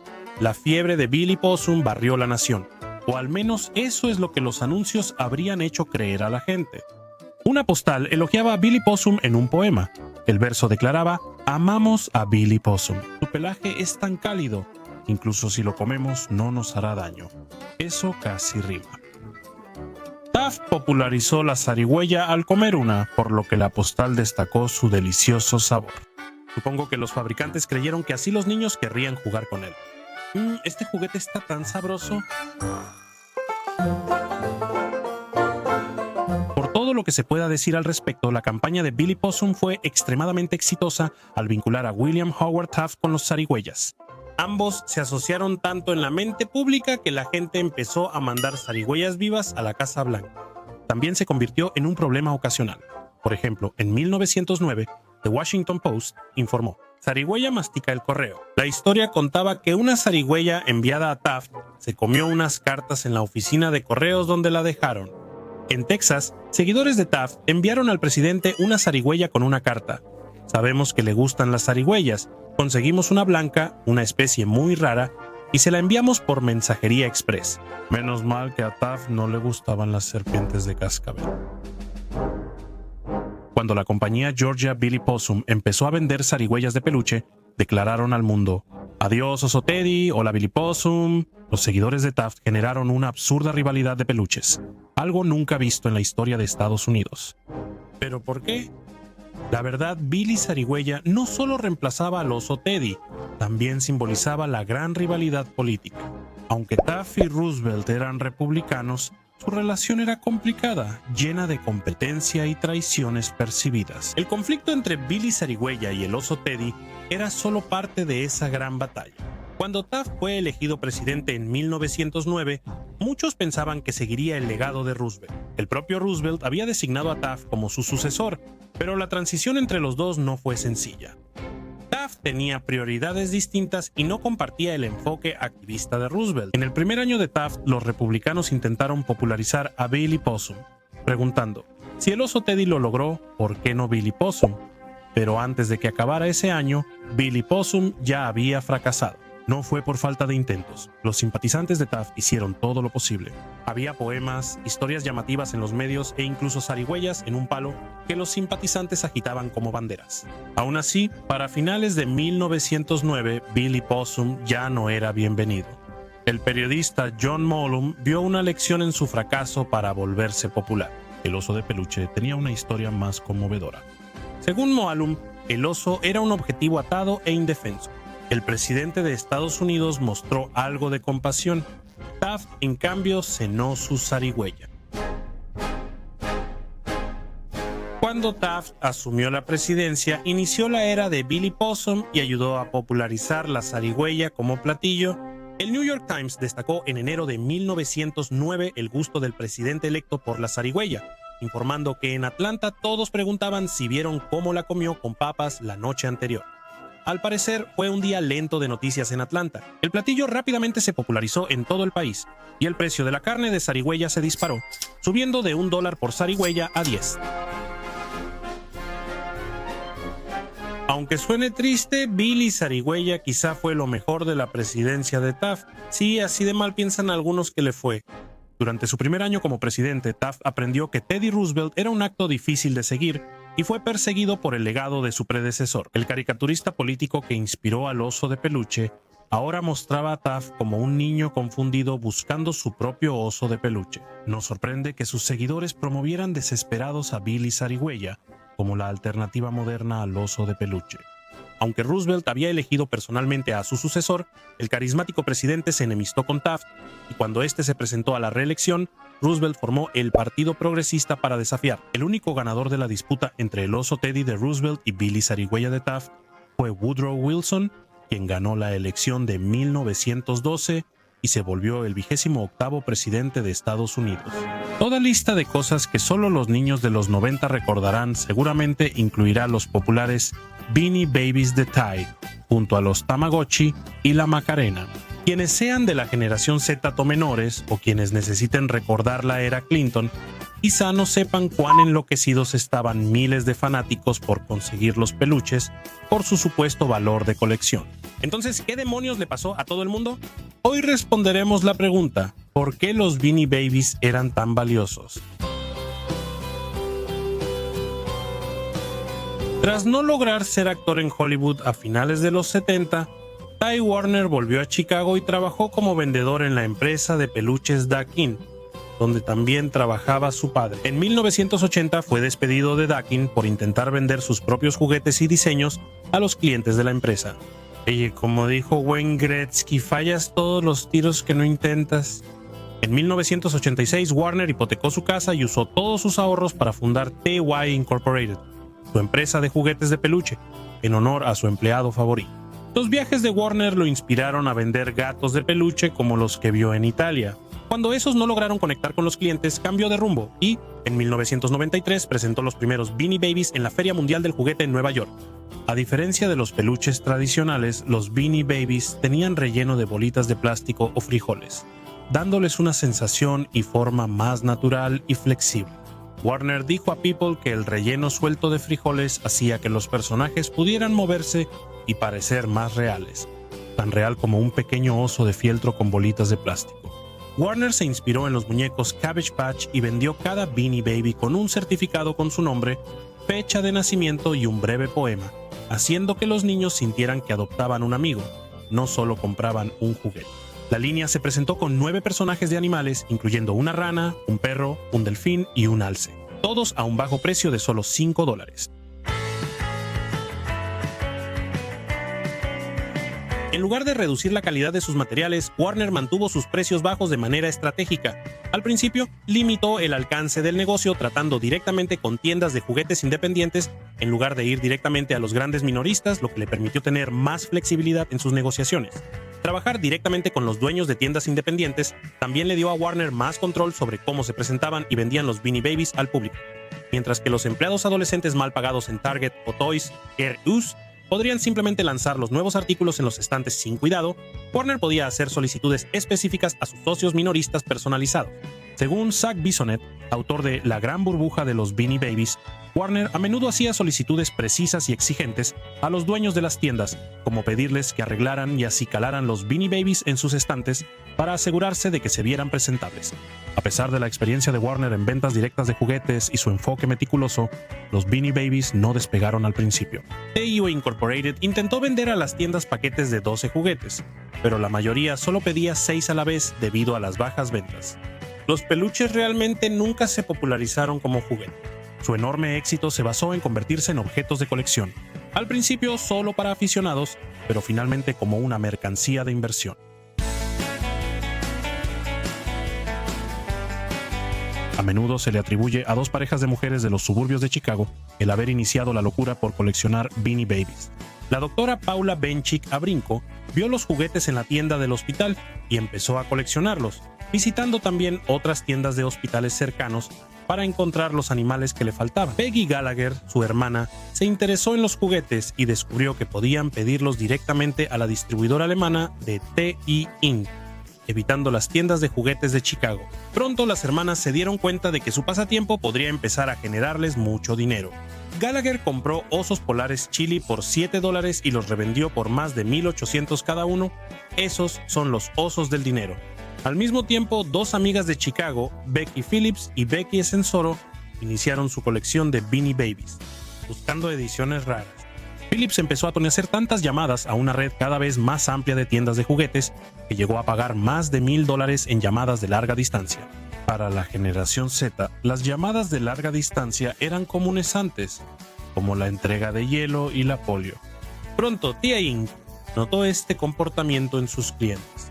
En 1995, el corderito de peluche Lobby se descontinuó por un problema de suministro. En China, el juguete era popular en tiendas de regalos de hospitales. En vez de retirar la marca por completo, TI Geao anunció que su inventario exclusivo estaría disponible por poco tiempo antes de retirarlo de los estantes. El anuncio generó rápidamente muchas ventas y los ejecutivos notaron que la escasez real o creada era clave para vender más. Así, podían aumentar la demanda fabricando menos peluches. En junio de 1995 llegó otro gran éxito con el lanzamiento del Beanie Baby Peanut el elefante. Las ventas iniciales de Peanut fueron lentas. 4 meses después de presentar al personaje, Warner cambió el color del animal de azul real a azul bebé. Solo se enviaron unos pocos miles del elefante azul real antes del cambio, por lo que estos juguetes de Peanut son muy difíciles de encontrar. Cuando el mercado de coleccionistas de Beanie Babies creció, Peanut, el elefante azul real, se volvió muy buscado. Una guía de compradores de 1997 valoró a Peanut en $2,500 y predijo que en 2008 valdría $7,500. Alerta de spoiler, no fue así. Al notar esto en el mercado y ver el valor de los Beanie Babies como mercancía, Warner y su equipo de ventas optaron por la rareza forzada.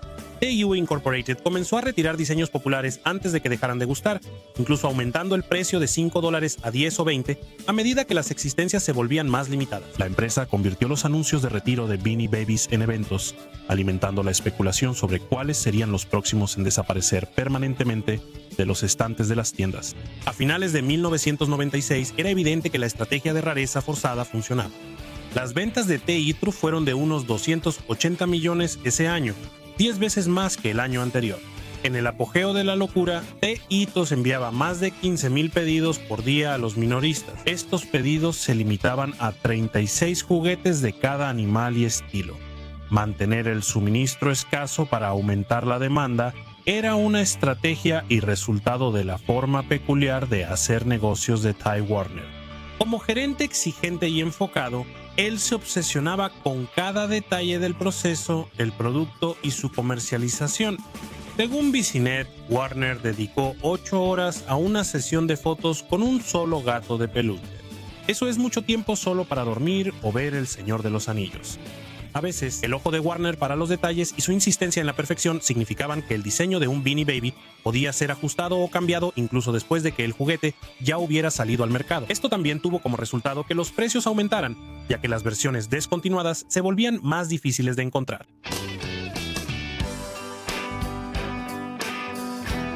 La fiebre de los Beanie Babies empezó en tiendas independientes, pero el comercio electrónico dio a T Incorporated una nueva gran oportunidad. En septiembre de 1995, el programador Pierre Omidyar lanzó un nuevo tipo de sitio web, permitiendo que miembros del público realizaran sus propias subastas para vender cosas viejas que querían sacar de sus armarios y garajes, básicamente llevando la clásica venta de garaje a Internet. Originalmente llamado Auction Web, el servicio de Omidyar fue rebautizado más tarde como eBay.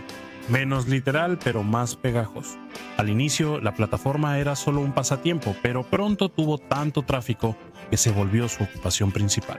Auction Web reunió seguidores apasionados como un mercado de coleccionistas, mientras TIO Incorporado lanzó su propio mercado digital de Beanie Babies.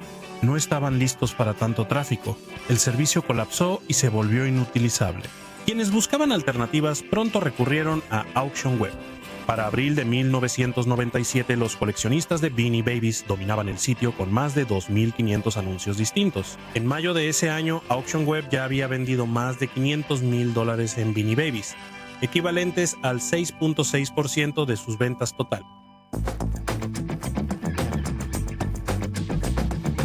Claramente, aquí estaba pasando algo más que solo entusiasmo por los lindos animalitos de peluche. Algunos fanáticos valoraban a los Beanie Babies por ser adorables. Muchos otros pensaban que algún día podrían hacerse ricos vendiendo sus colecciones altamente valoradas y meticulosamente completadas. El economista Charles P. Kindleberger ha escrito sobre burbujas especulativas como la locura de los Beanie Babies, señalando que suceden en 4 etapas distintas. Primero ocurre un gran desarrollo que sacude el mercado, seguido de emoción por la llegada, un auge en ventas y especulación. Finalmente, pánico cuando la burbuja estalla y los precios vuelven a la normalidad.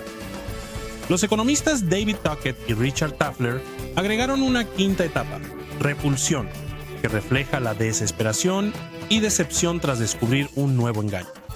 Pero yo conservo mis POCs. El mercado se recuperará en ese. Para 1997 era evidente que la fiebre por los Beanie Babies no duraría. El mercado se inundó con miles de Beanie Babies piratas, y con la fotografía de baja calidad que era el estándar en el Internet de los años 90, se volvió cada vez más difícil para los coleccionistas saber si estaban pujando por el producto original o por una imitación de baja calidad. El robo y el fraude se convirtieron en una preocupación importante. Debido a su fama y valor, los Beanie Babies no se podían dejar en cualquier lugar, ni siquiera en vitrinas de juguetería.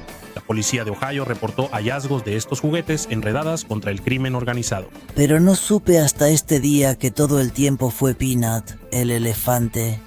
Para el otoño de 1999, los Beanie Babies seguían siendo populares, aunque ya no estaban en la cima del éxito que habían alcanzado unos años antes. Sin embargo, fue considerado un movimiento sorpresivo cuando TY Incorporated anunció el retiro de toda la línea de juguetes, lanzando un último oso conocido como El Fin. En los años siguientes ha habido mucha especulación sobre las razones de Warner. Muchos pensaban que el plan era pausar la producción hasta crear un nuevo estilo de Beanie Babies más difícil de falsificar. Algunos decían que era un intento de hacer que los juguetes parecieran más especiales y así aumentar las ventas que bajaban. Meses después, Ty cambió de opinión por la demanda de los fanáticos y lanzó un nuevo Beanie Baby, un oso con la bandera de estrellas y franjas llamado El Comienzo. Pero el valor de los Beanie ya empezaba a caer. Con la llegada del nuevo milenio, estaba claro que los Beanie Babies no volverían a estar de moda pronto, y los coleccionistas estaban listos para pasar a la siguiente locura. ¿Alguien quiere comprar POCs? Entonces, ¿qué opinas? ¿Tienes un Beanie Baby guardado en tu closet?